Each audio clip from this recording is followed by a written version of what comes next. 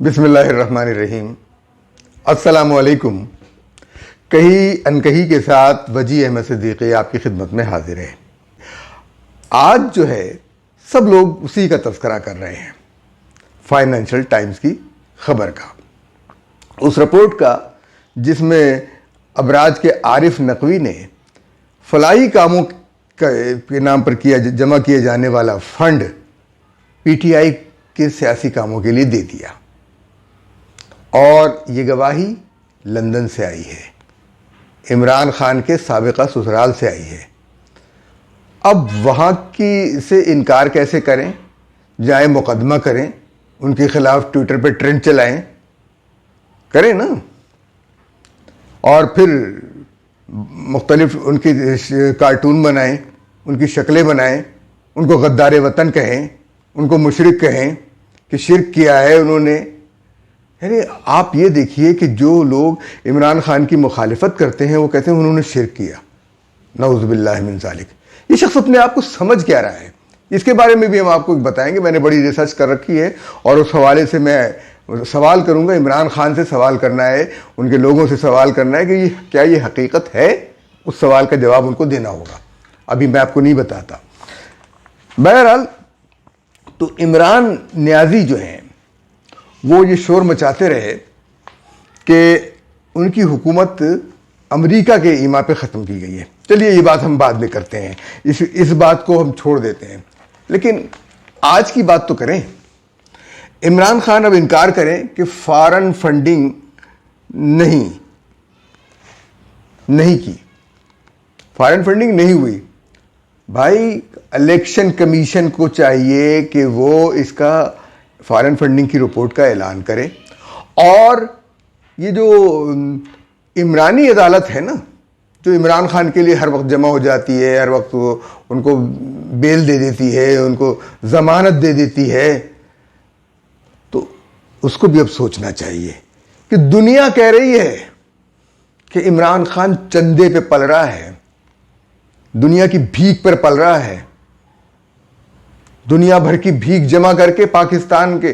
अच्छा, हमने जो मालूम किया है वो ये मालूम हुआ है कि ये जो फॉरेन फंडिंग एबराज ग्रुप है, इधर उसने चंदा जमा किया, उधर के इलेक्ट्रिक के बिल बढ़ा दिए। तो भाइयों, के इलेक्ट्रिक के बिल देने वालों, ये सोचो तुम्हारे बिलों में इमरान खान के लिए चंदा तुमसे जबरन लिया जा रहा है, जबरन भत्ता। के इलेक्ट्रिक का बिल नहीं है बल्कि ये भत्ता है। के इलेक्ट्रिक का बिल इमरान खान के लिए भत्ता है, आप सोच लें। तो ये बात दरअसल इबराज ग्रुप के जो आरिफ नकवी ने ये हम जाना था, शंघाई इलेक्ट्रिक को, ये के इलेक्ट्रिक जानी थी। शंघाई इलेक्ट्रिक सस्ता करने वाली थी। भाई मैं कहता हूं चीन की शंघाई इलेक्ट्रिक के साथ एक सस्ता मुआहदा किया जाए ताकि कराची में इलेक्ट्रिक के बिल कम हों और प्रोडक्शन ज़्यादा हो, कारोबारी सरगर्मियां बढ़ें, तजारती सरगर्मियां बढ़ें, कराची फिर से एक हंसता बसता शहर बन जाए, लोगों को रोज़गार मिले, बेरोज़गारी, कत्ल व गारतगरी ख़त्म हो, लूट मार ख़त्म हो, लोग रोज़गार पे जाएं। और इसके लिए ज़रूरी है कि इलेक्ट्रिक सस्ती हो यहाँ पर, लेकिन ऐसा नहीं हो रहा। के इलेक्ट्रिक मुसल्लत की गई, जो बिलों में भत्ता ले रही है पीटीआई का। जो रेट लिए जाते हैं उन दोनों को जमा कर लें तो 40 से 50 रुपए पर यूनिट बनता है। 40 से 50 रुपए पर यूनिट के हिसाब से बिल लिए जा रहे हैं। लोगों को पता नहीं चल रहा, लिखा जाता है, धोखा दिया जाता है और ये कुछ हो रहा है। ये लोग मलिक रियाज हों, आरिफ नकवी हों, ये अवाम को लूटते हैं और सियासी जमातों को चंदा देते हैं। तो आप इनके पीछे अवाम को पड़ना पड़ेगा, इनसे निजात पानी पड़ेगी। और ये होगा, अदालतें हों, ये सिर्फ उनको नहीं देते चंदा, ये इदारों को भी चंदा देते हैं, उनको भी रिश्वत देते हैं। और इनकी रिश्वत इतनी बड़ी होती है कि सबके मुंह बंद हो जाते हैं, सिल जाते हैं, बिल्कुल उस मीठी चाय की तरह जो बहुत गर्म हो और जिसके अंदर चीनी जो है वो झोंक दी गई हो और जिसकी मिठास से मुंह बंद होने लगे। इस कदर चंदा देते हैं ये लोग, लोगों को चंदा देते हैं, रिश्वत देते हैं। और फिर फाइनेंशियल टाइम्स की रिपोर्ट के मुताबिक जो है ये जो फलाही चंदा जमा किया गया था, ये शराब व कबाब की दावत थी। उसमें क्रिकेट का मैच भी हुआ और उस दावत में साफ साफ उन्होंने लिखा है कि ड्रिंक्स थे, शराबें थीं, लिखा है। और ये जो है बरतानिया के में अपने महल नुमा बाग में आरिफ नकवी ने ये प्रोग्राम किया, क्रिकेट मैच किया और 2000 से 2500 पाउंड जो है उसके अंदर दाखिले की फ़ीस थी। तो अब बात बताइए कि और ये जो फलाही मकसद मालूम हो गया कि पीटीआई को देना है। आप ये सोचें, मैं बहुत दिनों से सोच रहा हूँ, कोई सवाल नहीं करता भाई ये पीटीआई जो है इतने बड़े बड़े जलसे कैसे कर लेती है। अखराजात, बंदों के आने की बात नहीं कर रहा हूँ कि बंदे आते कितने हैं, कहते आते हैं, उसको छोड़ दीजिए। ये जो जलसे के अखराजात होते हैं, डीजे फीजे, ये वो जो करने गाने बजाने वाले, नाचने वालियाँ ये जो आती हैं, इनके अखराजात कौन पूरे करता है? मालूम हो गया ना कि कहाँ से आ रहे हैं पैसे और कौन दे रहा है। कौन हमारी सकाफत को वही सकाफत बना देना चाहता है जो यूरोप की है, जहाँ माँ बहन बेटी बहू की कोई इज्जत नहीं, जो हर एक के इस्तेमाल में हो। ये वही कल्चर हमारे यहाँ अपनाना चाहते हैं। 20 लाख पाउंड जो है वो अबू धाबी के वजीर साहब ने भी दिए। तो बताइए आप ये किन मकासद को पूरा करने के लिए ये आए हैं। और खुद इस कदर नेक और अपने आप को पता नहीं क्या क्या साबित करने पे तुला हुआ है ये शख्स। मजहब का लिबादा, मजहब का टच, ये जरा इस्लामिक टच भी दीजिए। ये इस्लामिक टच का भी अभी मैं भांडा फोड़ूंगा। मैंने कहा है ना कि मैंने मालूम कर लिया है कि ये कहाँ है, इनकी जड़ बताऊंगा मैं अपनी अगली वीडियोस में बताऊंगा। मेरी रिसर्च मुकम्मल हो जाए तो मैं फिर आपसे बात करता हूं। मैंने बहुत अरकरेजी के साथ इस पर काम किया है और दस्तावेजात मैंने जमा कर ली हैं। तो अब हमारा ये मुतालबा है और तमाम सियासी जमातों का जो मुखलिस हैं, ये होना चाहिए मुतालबा कि इलेक्ट्रिक को इबराज ग्रुप से छीन लिया जाए, ले लिया जाए। ये मनी लॉन्डर्स हैं, ब्लैक मनी वाले हैं और ये पाकिस्तान के लोगों पर जो है भत्ताखोरी कर रहे हैं और ये यहाँ से बिलों के अंदर पीटीआई के लिए चंदा जमा कर रहे हैं और रातों रात ये के इलेक्ट्रिक की रकम जो है वो मुंतकिल कर रहे हैं।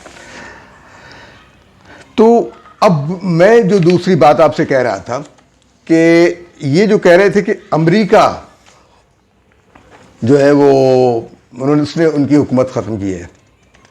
अमेरिका में असल में अब मैं समझ में आता है, अमेरिका में इनके जो स्पॉन्सर हैं आरिफ नकवी मतलूब हैं।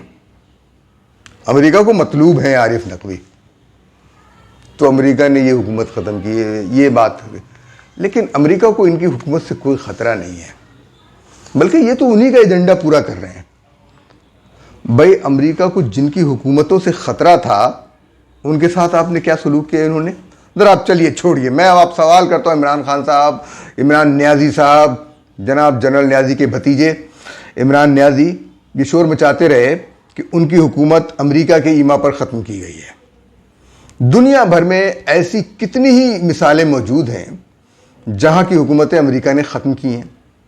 मसलन लीबिया की हुकूमत, तो मुअम्मर क़ज़्ज़ाफ़ी के साथ क्या सलूक किया, बेचारे के साथ क्या सलूक किया, तौहीन आमेज़, ज़िल्लत आमेज़ अपने तौर पे, अपने तई। लेकिन वो शहीद हो गया, उसने जान दे दी। उसने अपने अवाम के लिए हमेशा ख्याल रखा, अमेरिका का असल दुश्मन था। ठीक है जी, इमरान न्याजी के साथ वो सलूक नहीं हुआ। इराक़ में सद्दाम हुसैन की हुकूमत ख़त्म की। सद्दाम हुसैन ने अमेरिका का साथ दिया था, सब कुछ किया था और अमेरिका उसका मुखालिफ हो गया, वो अमेरिका का मुखालिफ हो गया। तो सद्दाम हुसैन के साथ अमेरिका ने क्या सलूक किया? क्या वो सलूक इमरान खान के साथ हुआ? नहीं। दंदनाते फिर रहे हैं ये सारे मुल्क में। अफ़गानिस्तान में मुल्ला उमर की हुकूमत ने अमेरिका से टक्कर ली। अफगानिस्तान का क्या हशर किया अमेरिका ने 20 साल में। 20 साल में अमेरिका ने क्या हशर किया अफगानिस्तान का, मुल्ला उमर का, तालिबान से, लेकिन शिकस्त खा गए। मगर बात यह है कि मुल्ला उमर शहीद हो गए, तोरा बोरा में बम मारे गए, क्या कुछ नहीं हुआ। क्या इमरान खान के साथ ऐसा कुछ हुआ? दंदनाते फिर रहे हैं इमरान न्याजी, कोई सलूक नहीं। अमेरिका और इनको छोड़ दे, इसलिए कि ये अमेरिका ही के पिट्ठू हैं। और दरअसल उस नाकामी से बचाया गया इनको कि जो ये इनकी नाअहली की हुकूमत थी और फिर दोबारा ये मुंतखब हो नहीं सकते थे। अब लोगों को ये दिया जा रहा है कि इनको हटा दिया गया तो दूसरी नाअहल हुकूमत, जो काम ख़राब हुआ और इन लोगों ने फिर आके उसको वापस ला कर वहाँ पर कर, IMF से जो मुआहदा ये करके आए थे, ये तो IMF कब्जा कर लेता। स्टेट बैंक को तो इन्होंने बेच ही दिया था IMF के हाथों, और अभी तक बिका हुआ है।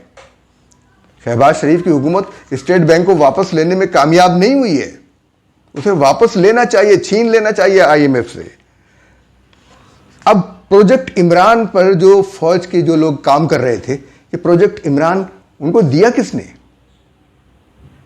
जिन फौजियों को प्रोजेक्ट इमरान, जो ये अमेरिका में ट्रेनिंग के लिए जाते हैं, वहां इनको प्रोजेक्ट दिया गया, प्रोजेक्ट इमरान, जिसमें कई जर्नल और कर्नल और ब्रिगेडियर ये शामिल हैं, तो उनको ये प्रोजेक्ट इमरान दिया गया। ये नाकाम हो गया है, वो लोग भी समझ लें, और अपनी इज्जत उनकी इसी में है कि वो निकल आए, वरना आने वाले वक्त में वो अपनी मुलाजमतों से भी जाएंगे और वो माशरे में मुंह दिखाने के लायक नहीं होंगे। प्रोजेक्ट इमरान पे काम करने वाले लोग ज़रा हट जाएं उससे, तौबा कर लें, इसलिए कि इमरान खान के बारे में और बहुत सी चीज़ें आने वाली हैं। तो अमेरिका को मतलूब नकवी जो है वो उसके ख़िलाफ़ हुआ है। ये बात अकबर बाबर जो है बेचारे कितने दिनों से, कई सालों से जो है वो फॉरेन फंडिंग के बारे में कहते चले आ रहे हैं कि PTI अपने 11 अकाउंट्स तस्लीम ही नहीं कर रही है। ये अकाउंट असद कैसर, इमरान इस्माइल और शाह फरमान और नजीब हारून, समर अली ख़ान और महमूद रशीद जो है वो कंडक्ट करते थे। एक यानी 12 मिलियन डॉलर, एक 1.2 मिलियन डॉलर, यानी 12 लाख डॉलर का आया था। भाई कहने को तो होता है लाख डॉलर, अब इसको आप रुपयों में तकसीम कर लें। फिर रेहाम खान बता चुकी हैं कि 2013 में 60% जो है सरमायाकारी इसने की थी, इब्राज ग्रुप ने, इनके इलेक्शन में, कैंपेन में, लेकिन जीत नहीं सके। नवाज शरीफ जीत गए तो इनको बहुत सदमा हुआ वो, और काफ़ी इतनी सरमायाकारी की थी कि उनको तवक्को ये थी कि PTI आ जाएगी तो फिर सारा कुछ वो हो जाएगा। लेकिन इन 4 सालों में PTI ने जो है ना वसूली कर डाली, और अब भी कर रहे हैं। जो के इलेक्ट्रिक जो कुछ कर रही है। अच्छा, दिलचस्प बात ये कि 2020 में जो वावडा थे वो इल्ज़ाम लगाते थे के इलेक्ट्रिक पर कि जो है वो PPP को जो है वो मिलियन रुपए दे रही है, लाखों रुपए दे रही है PPP गवर्नमेंट को, के इलेक्ट्रिक। ज़रा गौर फरमाइए, यानी उल्टा चोर कोतवाल को डांटे। ये वावडा साहब का है, वो ये कहते हैं कि PPP मिलियन रुपीस जो है वो दे रही है PTI, के इलेक्ट्रिक जो है बिलियन रुपीस PPP को दे रही है। भाई साहब, लोगों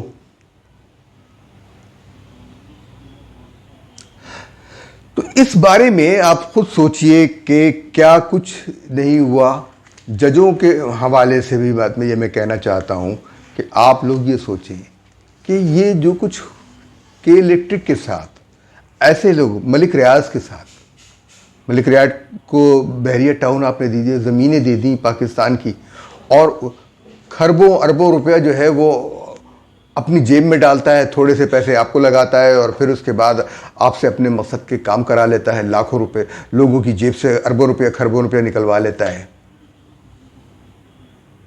अवाम का पैसा है ये कौम का पैसा है, जो ये पार्टियां ये चूस रही हैं, PTI जैसी पार्टियां। खून चूस रही हैं, बत्ताखोरी कर रही हैं। ये एमकेएम की ये नेशन वाइड शक्ल है। पीटीआई कौम की बड़ी बिगड़ी हुई शक्ल है ये। इसलिए हमें चाहिए कि हम इससे निजात पाएं और वो जज, वो फौजी, वो अफसरान जो पीटीआई की पुष्टपनाही कर रहे हैं वो समझ लें कि उनका वक्त करीब आ गया है। ये देखें, लंदन वाले अपने पैसों को किसी के पास नहीं जाने देते। उनके मुल्क में ये कारोबार हुआ, जमा आपने फलाही काम के लिए जम किया, लेकिन खर्च आपने सियासी काम पे कर दिया, उनके नज़दीक ही जुर्म है। शायद आपके नज़दीक ना हो। आप शराबें पिए, वो जुर्म नहीं है। आप नाचे गाएं, ये जुर्म नहीं है। आप बदकारी करें, वो जुर्म नहीं है उनके यहाँ। लेकिन पैसों के मामले में, लेन देन में अगर आप बददयानती करेंगे तो उन्हें ख़तरा है कि माशरे में बहुत बड़ी खराबी पेश आएगी। बहुत सारी खराबियां, अखलाकी खराबियां तो आ रही हैं, लेकिन माली मामलात में जब खराबी पैदा होती है तो माशरे गिर जाते हैं। हमारे यहाँ माली मामलात में खराबियां हैं, बहुत बुरी खराबियां हैं। हमें जो दीमक खा रही है, बदउनवानी, बददयानती की दीमक खा रही है। ऐसे ऐसे लोग मैंने देखे हैं जिन्होंने सुन्नते रसूल की आड़ ली है और बदउनवानी, बेईमानी और बद का जो है वो रिकॉर्ड तोड़ दिया है।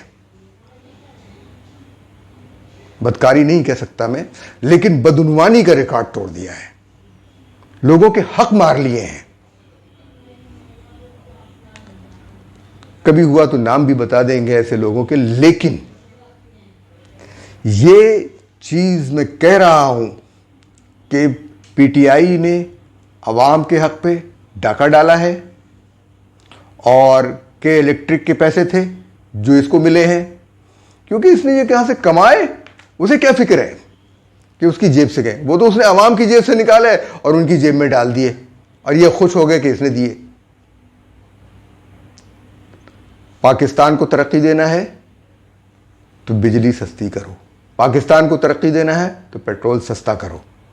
देखो हिंदुस्तान की तरफ, वहां क्या है, उन्होंने किस तरीके से यह काम किया है। आपको दूर जाने के लिए नहीं कह रहा, आपसे इस्लामी निज़ाम नाफिज करने के लिए नहीं कह रहा, क्योंकि यह आपके बस की बात नहीं है। आप धोखे देते हैं। पीटीआई ने तो इस्लाम और उसके नाम पे, रियासत मदीना के नाम पे जो धोखा दिया है वो बहुत बड़ा धोखा है। मैंने कहा ना कि मैं बताऊंगा कि क्या होगा। इनसे सवाल है कि इनकी जड़ कहां पर है। उन सवालों का जवाब देना होगा इमरान खान को। मैं उन सवालों को लेकर फिर हाजिर हूंगा। इजाज़त दीजिए। अल्लाह हाफिज़।